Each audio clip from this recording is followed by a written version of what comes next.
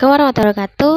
Halo Bapak Ibu dan teman-teman semuanya. Perkenalkan, nama saya Mary Risti Ananta. Saya mahasiswa teknik mesin. Di video kali ini saya akan membahas tentang kajian getar.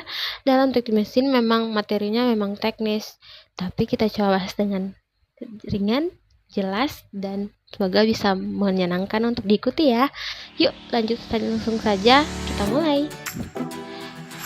Getaran adalah salah satu hal yang tidak bisa dihindari dari sistem teknik. Hampir semua mesin, struktur maupun alat transportasi pasti mengalami getaran. Kenapa penting? Karena getaran yang berlebihan bisa menimbulkan ketidaknyamanan, kebisingan, bahkan kerusakan fatal loh. Contohnya, mesin kendaraan yang bergetar terlalu keras bisa mempercepat aus komponen. Jembatan yang terkena restorasi dapat runtuh, seperti kasus yang dilakukan sana. Bahkan peralatan rumah yang seperti mesin cuci, kalau bergetar terlalu berlebihan, bisa rusak lebih cepat loh. Jadi mempelajari getaran sangat penting untuk desain yang aman, efisien, dan nyaman. Supaya lebih paham tentang getaran, mari kita lihat dulu elemen-elemen penyusunnya yuk. Sebuah sistem getaran sederhana biasanya terdiri dari 3 elemen utama loh, yaitu massa, benda yang memiliki inersia, yaitu sistem penolakan perubahan getaran. Kedua, ada pegas, memberikan gaya pemulih yang mengembalikan benda ke posisi seimbang. Ketiga, ada peredam atau damper yang mengurangi sistem getaran agar tidak berlangsung terlalu lama. Ketiga elemen ini bisa dianalogikan dengan kehidupan sehari-hari kita, seperti massa itu seperti kita yang bergerak, pegas itu seperti aturan yang menarik kita kembali ke jalur, terus ada damper yang seperti kontrol diri yang menenangkan keadaan. Nah, dengan elemen dasar ini kita bisa mulai memahami gerak sistem kontrol. Kalau sudah tahu elemennya, pertanyaan berikutnya adalah seberapa bebas sih sistem ini bisa bergerak? Inilah yang disebut dengan derajat kebebasan. Derajat kebebasan atau degree of freedom, disingkat DOF, adalah jumlah koordinat independen yang dibutuhkan untuk menggambarkan gerak sistem. 1 DOF misalnya sebuah massa dengan satu pegas, gerakannya hanya maju mundur pada satu arah. 2 DOF, 2 massa dihubungkan pegas, gerakannya bisa lebih kompleks, saling memengaruhi. Semakin besar DOF-nya, maka semakin rumit permasalahan geraknya, tapi juga semakin realistis untuk sistem nyata, misalnya pesawat ataupun bangunan tinggi.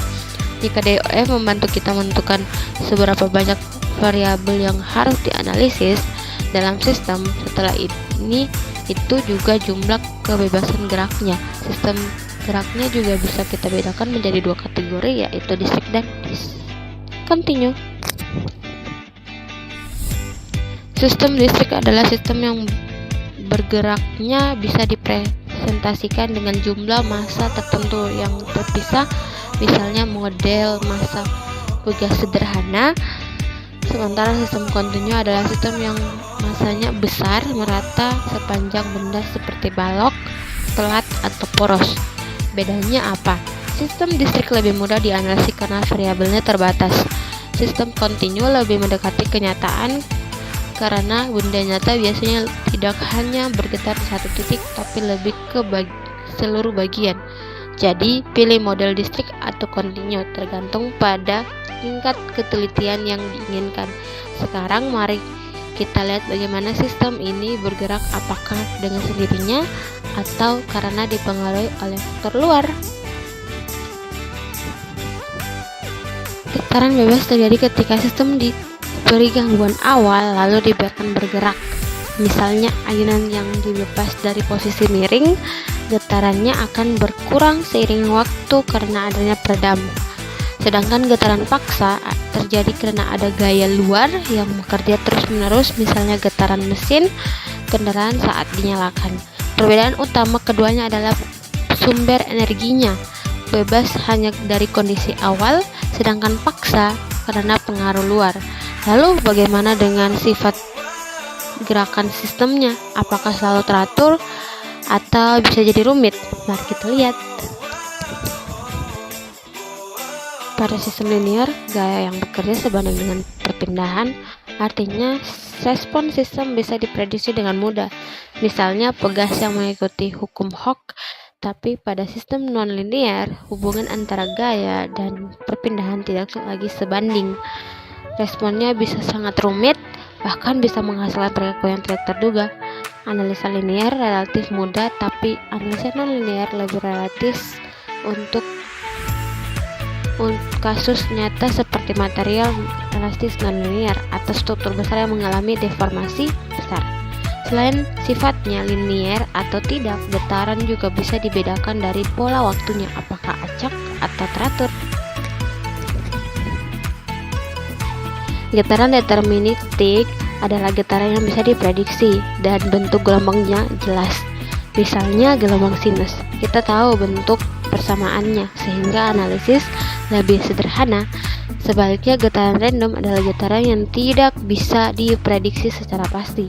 Contohnya getaran kendaraan yang melewati jalan berlubang atau getaran akibat angin pada bangunan tinggi. Meskipun sudah dianalisis, pemahaman getaran random sangat penting karena banyak fenomena di dunia nyatanya bersifat acak.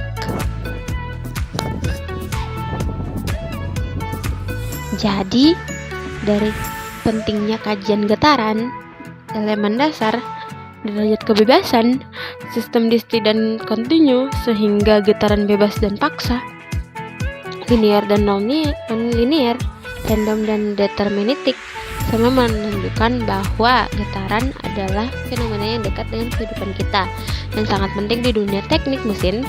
Semoga penjelasan ini bisa menambah pemahaman kita semua. Terima kasih sudah menyimak. Assalamualaikum warahmatullahi wabarakatuh. Bye bye semuanya. Sampai jumpa nanti. Dah.